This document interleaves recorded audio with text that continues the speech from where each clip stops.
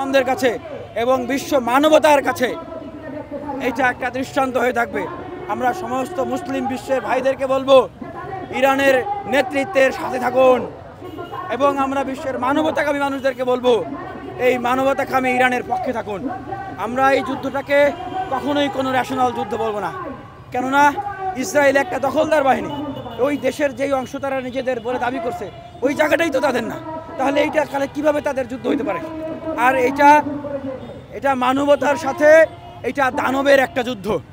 এই ইসরায়েল দানব, তার যে দোসর নেতানিয়াহু সহ আরও যারা তাদেরকে সহযোগিতা করছে, এটা মানবতার সাথে দানবতার যুদ্ধ, এটা মানব সভ্যতার সাথে এটা শয়তানের যুদ্ধ। বিশ্বে বর্তমান যে 800 কোটি মানুষ আছে, আমরা সবার প্রতি আহ্বান জানাবো, আজকে ধর্মবর্ণ নির্বিশেষে যারা মানবতাকামী আছেন, একবার চিন্তা করে দেখেন, তারা যে দানবীয় কায়দায় বম্বিং করে পাতার মতো মানুষ উড়িয়ে দিচ্ছে, আজকে এটা যদি বন্ধ না করেন, 2 দিন পরে আপনার উপরে এই ধরনের হামলা করবে।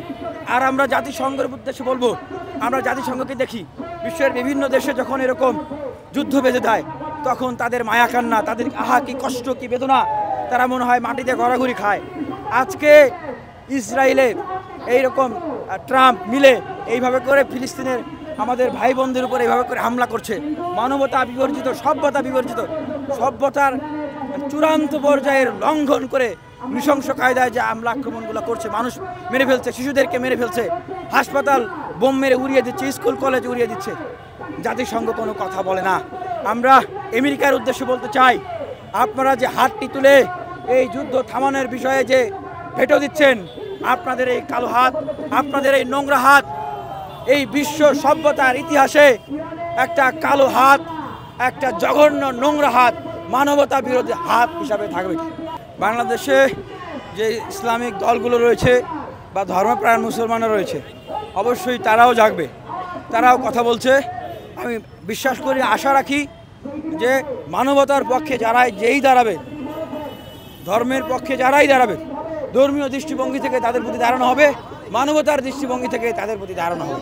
আমরা দেখেছি যে বাংলাদেশে শুধুমাত্র যারা ইসলাম তারাই নয়, অন্য অন্য দলমত ধর্মবর্ণ নির্বিশেষে যারা মানবতাকে সমর্থন করে, তারাও কিন্তু ইসরায়েলের বিরোধিতা করছেন, ইসরায়েলের আগ্রাসন এবং আমেরিকার এই আগ্রাসনের বিরোধিতা করছেন। আপনার ঘরে যখন আগুন লাগবে, আপনি বাঁচার জন্য কে মুসলমান কে হিন্দু, হ্যাঁ, কে খাটোয়ার কে বেটো, কে পুরুষ কে মহিলা, আপনি কিন্তু বিবেচনা করবেন না। আপনাকে যে বাঁচাতে আসবে সবাই আপনার বন্ধু। এখন বিশ্ব মুসলমান, বিশ্ব মানবতা, বিশ্ব সভ্যতা, বিশ্বের 800 কোটি মানুষের উদ্দেশ্যে আহ্বান, এখন ফিলিস্তিনের মানুষকে রক্ষা করতে হবে। তারা মুসলমান, সবচেয়ে বড় পরিচয় হচ্ছে তারা মানুষ হিসেবে তাদেরকে রক্ষা করা আমাদের দায়িত্ব।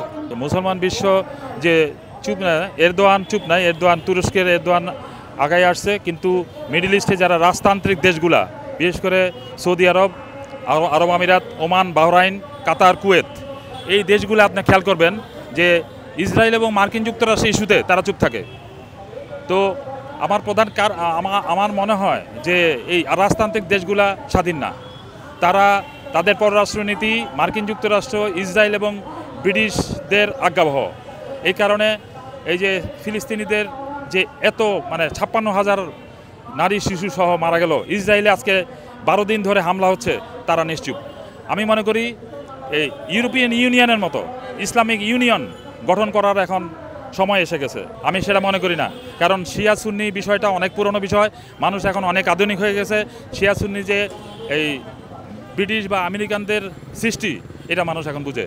যে ইরানিরা আপনি কম্পেয়ার করে দেখেন, আমাদের অনেক ইউটিউবার আছে যেমন জাকারিয়া কামাল আর অন্যান্যরা কিন্তু কন্টিনিউয়াস ভিডিও করে, ইভেন পিনাকি সহ, যে ইরানিরা কিন্তু অনেকখানি এই সৌদিদের তুলনায় বেশি এই কোরআন অনুসারে চলে। তাহলে সেই ক্ষেত্রে শিয়া সুন্নি পার্থক্যটা এটা কোনো বিষয় না, এখনও পর্যন্ত নেমে আসে নাই, কিন্তু আমরা আশাবাদী যে তারাও নেমে আসবে। তবে আপনি যদি প্রশ্ন করেন যে কি কারণে এখনও পর্যন্ত নামে নাই, তাহলে আমি বলতে পারবো যে তারা সম্ভবত এই ইয়েদের উপদেশের, আমি যেই দেশগুলোর কথা বললাম, রাজতান্ত্রিক দেশগুলার উপদেশের অপেক্ষায় বসে আছে। সম্ভবত তারা তাদের মাদ্রাসায় এই রাজতান্ত্রিক দেশগুলোর থেকে সহযোগিতা পায়, এই জন্যে তাদের সাথে পরামর্শ ছাড়া তারা কোনো প্রোগ্রাম লঞ্চ করতে পারে না। আমি তো আপনি জামাতে ইসলামী কথা ধরেন, জামাতে ইসলামী কি এখন কোনো প্রোগ্রাম দিচ্ছে আজকে 12 দিনের মধ্যে? তাহলে আর জামাতে ইসলামীর যে এই আপনার কথা কিন্তু সত্য যে জামাতের যে আর্থিক যে প্রতিষ্ঠানগুলা এগুলার মূল আজ থেকে 50 বছর আগে থেকে কাদের কাছ থেকে সহযোগিতা পায়, কাদের কাছ থেকে সহযোগিতা পায়? মিডল ইস্ট থেকে পায়। তাহলে আপনারা বুঝতে পারতেছেন যে সত্যিকার অর্থে আমাদের যে ঐক্যের যে সমস্যা বা একটা ইস্যু তৈরি হলে সুন্নি হোক শিয়া হোক, ইরান হোক আর সৌদি আরব হোক, যে আমরা কেন নামতে পারি না? আমি মনে করি যে এই তাদের কাছ থেকে সাহায্য সহযোগিতা পাওয়ার কারণে তাদের এই পরামর্শ ছাড়া তারা এই ইরান বিষয়ে কোনো প্রোগ্রাম স্বাধীনভাবে লঞ্চ করতে পারে না। আমার মনে হয় যে এটা শিয়া সুন্নি যেই মত পার্থক্য এবং বিদ্বেষ যেটা আমাদের বাংলাদেশে ইদানিং অনেক বেশি দেখা যাচ্ছে। সো বেসিক্যালি এই কারণে হচ্ছে যে রেসপন্সটা ওয়ার্ল্ড ওয়াইড আসার কথা ছিল, আমরা যেটা এক্সপেকটেশন ছিল যে ইরানে আক্রমণ করার পরে পুরো বিশ্বের মুসলিম উম্মাহ একসাথে ইরানের পক্ষ নিবে, সেটা হয়নি। আপনারা দেখতে পাচ্ছেন যে মধ্যপ্রাচ্যে যেসব স্বৈর শাসক আছে তারা তাদের নিজেদের গতি টিকিয়ে রাখার জন্য তারা মুসলিম উম্মার কথা ভুলে গিয়েছে। সো আমরা আজকে মেসেজ দিতে চাই যারা নিজেদেরকে মুসলিম দাবি করে, ইভেন আপনাকে ফিলিস্তিন সাপোর্ট করার জন্য মুসলিমও হইতে হবে না। আপনি যদি একজন হিউম্যান হয়ে থাকেন, আপনি ভালো মানুষ হয়ে থাকেন, আপনাকে ফিলিস্তিনের এগেনস্টে যে আছে তার বিরুদ্ধে দাঁড়াতে হবে। কিন্তু আনফর্চুনেটলি আমাদের মুসলিম শাসকরা তারা তাদের হিউম্যানিটি ভুলে গেছে, তারা রিলিজিয়াসের বেসিক থিং ভুলে গেছে, যেই কারণে আজকে তারা ইহুদি খ্রিস্টান না ছাড়া ইসরায়েল এবং আমেরিকার পদলেহন করতেছে। সো জিনিসটা আসলে টোটালি আনএক্সপেক্টেড। আমরা আজকে এখানে একটা মেসেজ দিতে চাই যে আল্লাহ যাতে তাদেরকে বোধোদয় করেন, তাদের মানবতাবোধ জেগে উঠুক, তাদের ইসলামের বেসিক জিনিসগুলো জেগে উঠুক। ডেফিনেটলি দেখেন, ইরান একমাত্র প্রতিরোধ অক্ষ যে এখন এই প্রতিরোধ অক্ষে লিড দিচ্ছে। যদি ইরান কোনোভাবে এখানে হেরে যায়, ইসরায়েল ডেফিনেটলি এরপর হচ্ছে আপনার পাকিস্তান এবং অন্যান্য মুসলিম যেই দেশগুলো আছে তাদেরকে ধরবে। সো এখন মুসলিমদের রিয়েলাইজেশনে আসা উচিত যে দেখেন সৌদি আরব যে রাজতন্ত্র চলতেছে সেই রাজতন্ত্র থেকে কখনোই আপনার আমেরিকার বলয়ের বাইরে তারা কখনোই যায়নি। সো বেসিক্যালি তাদের হাত পা বাঁধা এবং একটা যে শৃঙ্খলবদ্ধ তার কাছ থেকে আপনি কখনো মুক্তি আশা করতে পারেন না। So it was expected, they will act like this way, we always expected this way. এটি শিয়া সুন্নি জিয়ে রাখা, এটি হলো আমেরিকার একটি অপকৌশল এবং কূটকৌশল। শিয়া এবং সুন্নি যে বিভক্তি সারা বিশ্বে মুসলমানদের, এটাও আমেরিকার একটা কূটকৌশল। এখন মধ্যপ্রাচ্যে ইরান বাদের সমস্ত মুসলিম রাষ্ট্রগুলো আমাদের এটা অকপটে স্বীকার করতে হবে।